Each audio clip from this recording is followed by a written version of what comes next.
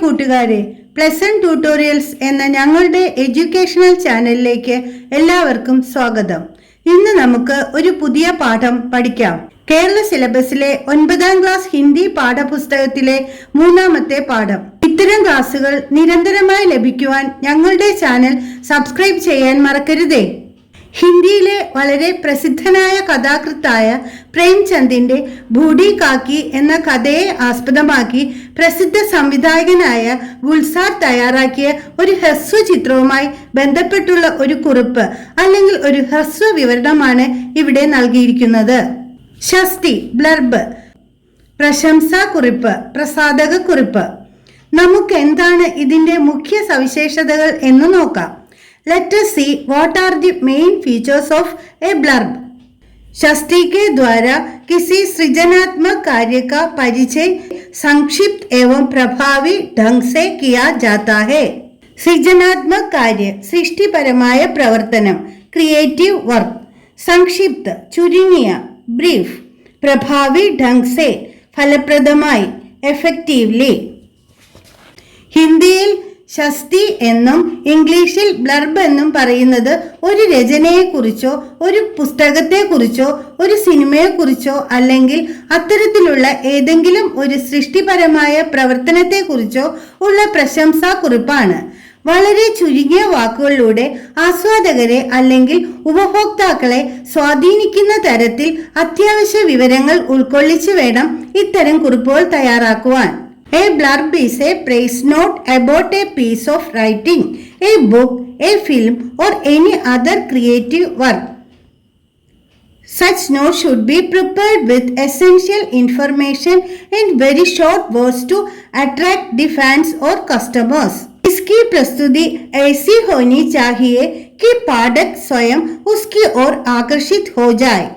അതായത് അത്തരം കുറിപ്പുകളുടെ അവതരണ ശൈലി വായനക്കാരെ ആകർഷിക്കുന്ന തരത്തിൽ ആകണം. That is the presentation style of such note should be attractive to the readers.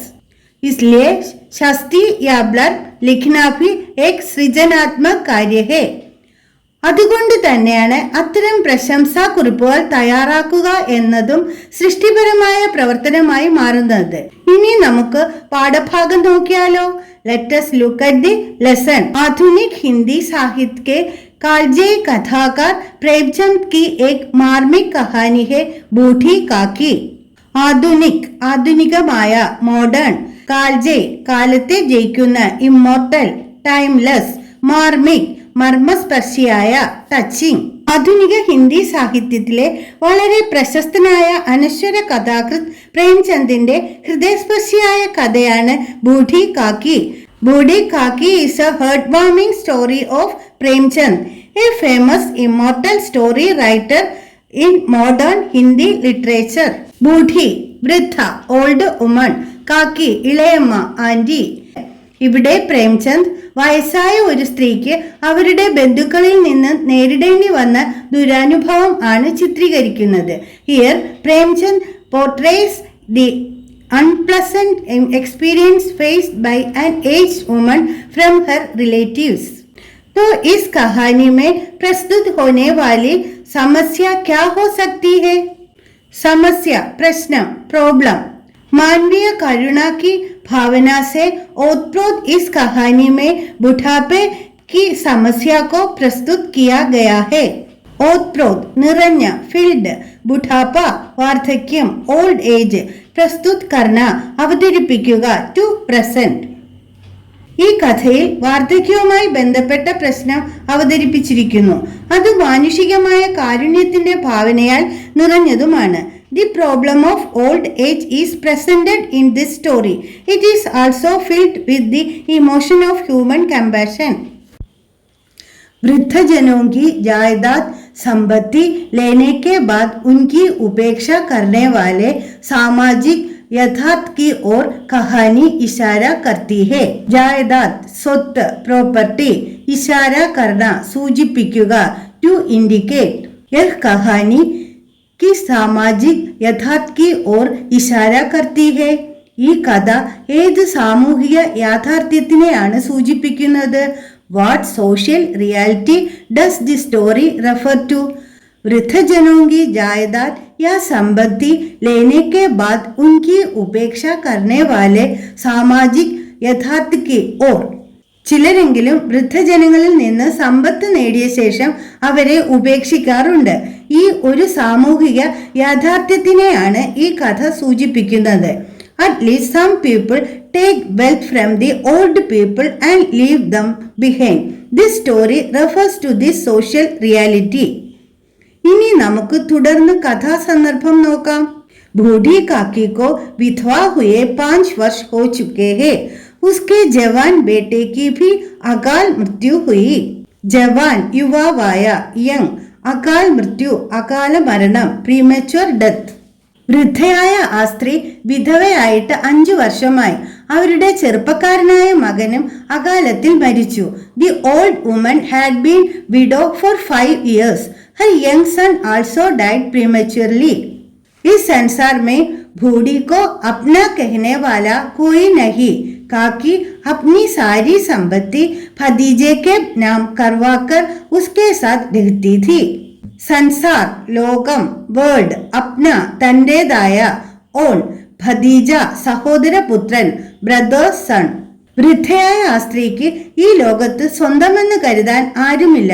അവർ തന്റെ എല്ലാ സ്വത്തുക്കളും സഹോദരപുത്രന്റെ പേരിൽ ആക്കി അയാളോടൊപ്പം താമസിക്കുകയായിരുന്നു.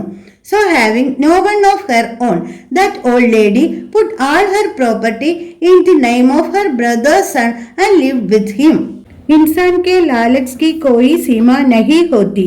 बुद्धिराम और रूपा अपनी काकी के प्रति तब तक बहुत अच्छे रहते हैं जब तक कि वह उन्हें अपनी सारी संपत्ति उपहार में नहीं दे देती. इंसान മനുഷ്യൻ, ഹ്യൂമൻ ബീയിങ്. ലാലച്ച് അത്യാഗ്രഹം, ഗ്രീഡ്. സീമ അതിര്, പരിധി, ലിമിറ്റ്. ഉപഹാർ സമ്മാനം, ഗിഫ്റ്റ്. മനുഷ്യന്റെ അത്യാഗ്രഹത്തിന് അതിരുകളില്ല. There is no limit to man's greed. यहाँ बुद्धिराम और रूपा कौन कौन है? बुद्धिराम बूढ़ी काकी का भतीजा है. उसकी पत्नी है रूपा. വയസ്സായ ആ സ്ത്രീയുടെ സഹോദരപുത്രനാണ് ബുദ്ധിരാം. അയാളുടെ ഭാര്യയാണ് Rupa. Buddhiram is the nephew of that old woman.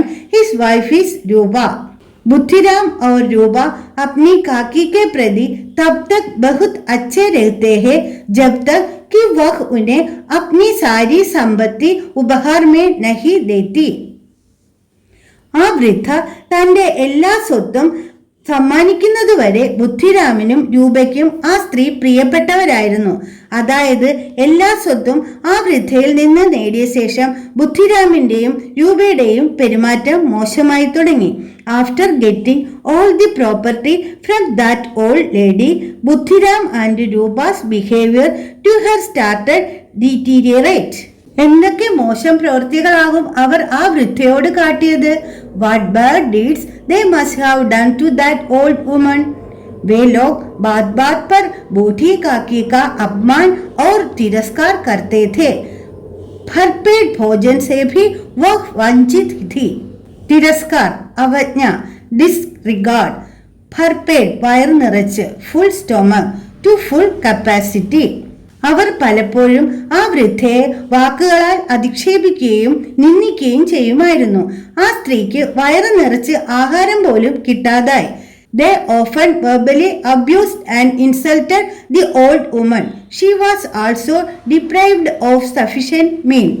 അതുകൊണ്ട് തന്നെയാണ് തുടർന്ന് പറയുന്നത്, जो रिश्ते ढीली बुनियाद पर टिके होते हैं वे रिश्ते ही खत्म हो जाते हैं. रिश्ता ബന്ധം, റിലേഷൻ. ढीली ബുനിയാദ് അയഞ്ഞ ബലമില്ലാത്ത അടിത്തറ. Loose and weak foundation. ടിക്കിന നിലനിൽക്കുക, ടു റിമെയിൻ. ഖത്തം ഹോന അവസാനിക്കുക, ടു ബി ഫിനിഷ്ഡ്. ദുർബലമായ അടിത്തറയിൽ ഊന്നിയുള്ള ബന്ധങ്ങൾ പെട്ടെന്ന് അവസാനിക്കും. അത് അധിക നാൾ നീണ്ടു നിൽക്കില്ല. Relationship build on a weak foundation and quickly. It will not last long. छोटी लड़की लाडली परिवार में एकमात्र ऐसी है जो उस गरीब आत्मा की देखभाल करती है. उस घर की छोटी लड़की का नाम क्या है? लाडली. एकमात्र, മാത്രം, only. ഗരീബ് പാവപ്പെട്ട, പൂവർ. ദേഖ്ഭാൽ കർണ പരിചരിക്കുക, ടു ടേക്ക് കെയർ ഓഫ്. ആ പാവ സ്ത്രീയെ പരിചരിക്കുന്നത് കുടുംബത്തിലെ ഇളയ കുട്ടിയായ ലാഡ്ലി മാത്രമാണ്.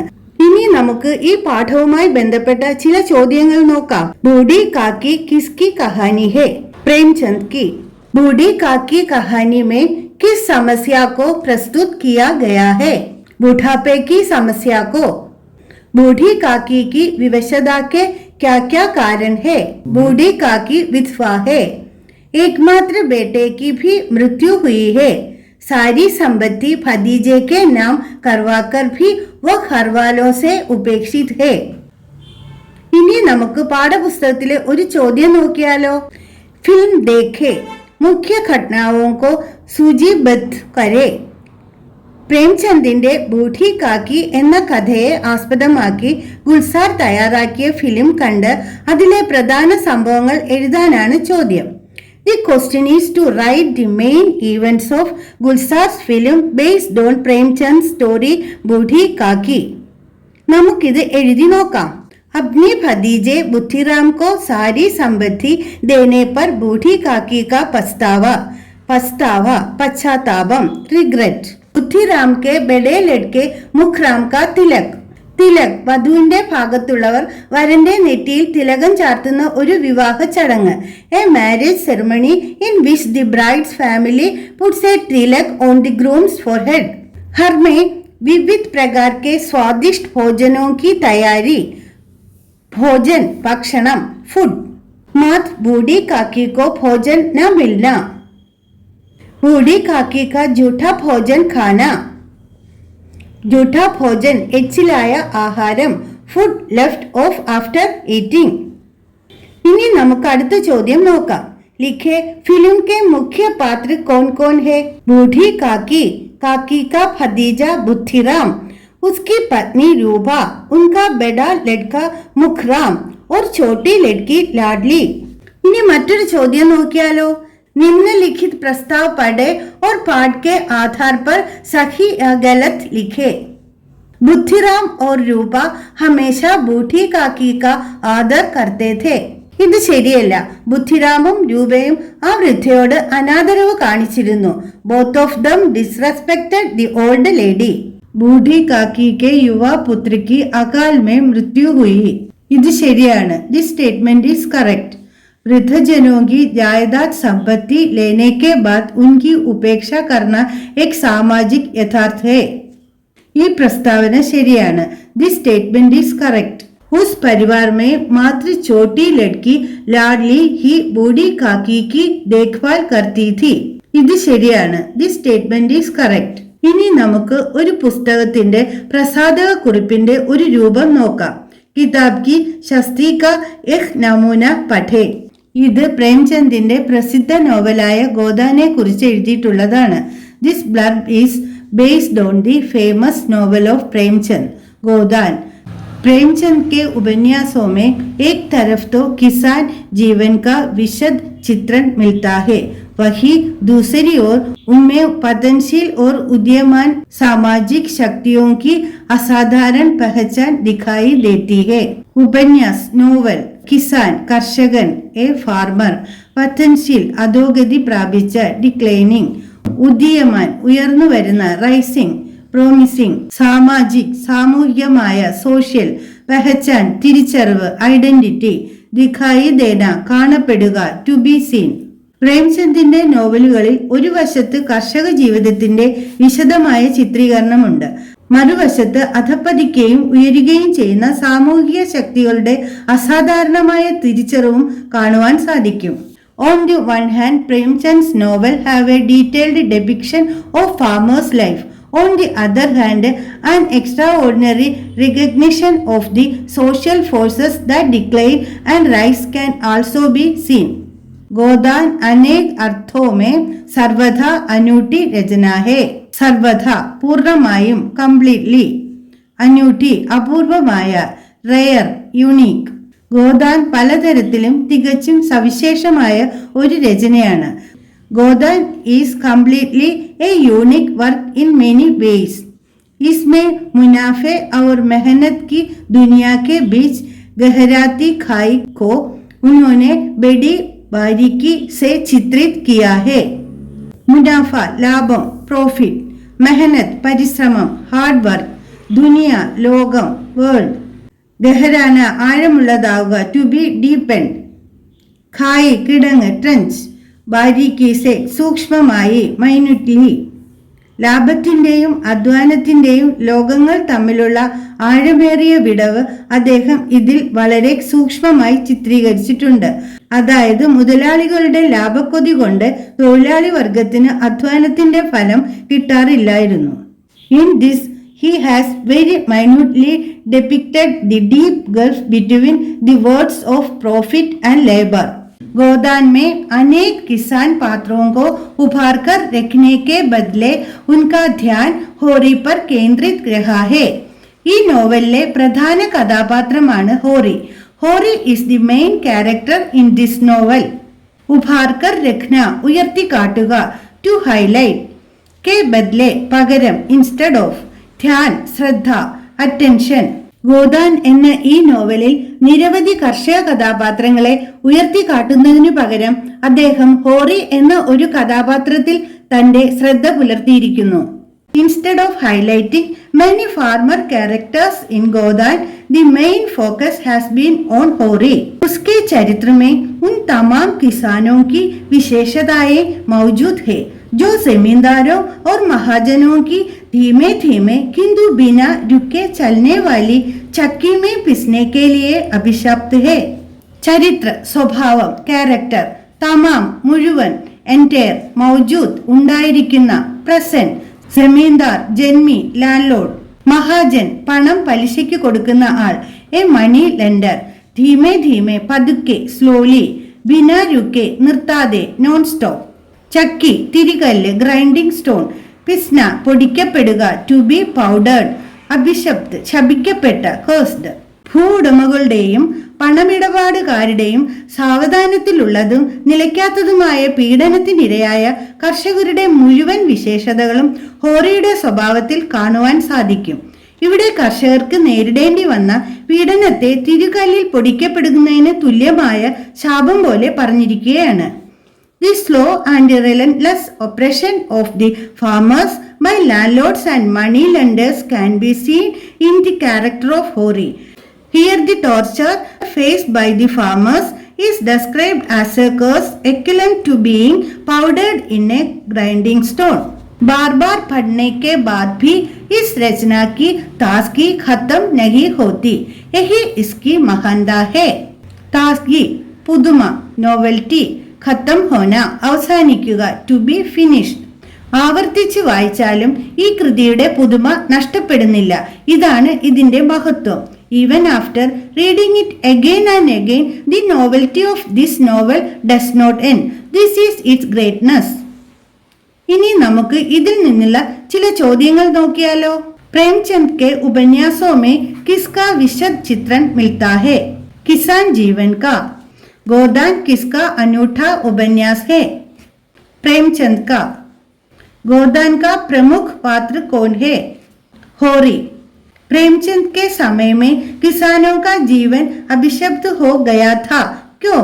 जमींदारों और महाजनों के अन्यायों के कारण. प्रेमचंद किस रूप में विख्यात है? कथाकार के रूप में.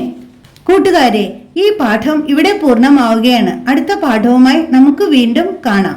പാഠങ്ങൾ തുടർച്ചയായി ലഭിക്കുവാൻ ഞങ്ങളുടെ ചാനൽ സബ്സ്ക്രൈബ് ചെയ്യാനും ലൈക്ക് ചെയ്യാനും മറക്കരുതേ. ധന്യവാദ്.